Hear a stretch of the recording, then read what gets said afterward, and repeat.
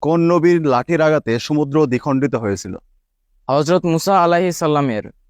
জান্নাতের প্রধান দরজার নাম কি? বাবুর রায়আন।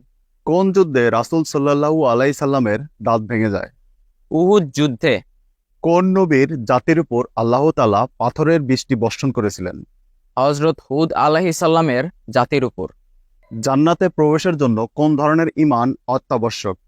তাওহীদে বিশ্বাস, অর্থাৎ এক আল্লাহতে বিশ্বাস। কোন নবীর উম্মতকে আল্লাহ তাআলা বানর বানিয়ে দিয়েছিলেন? হজরত মুসা আলাইহিস সালামের উম্মতকে।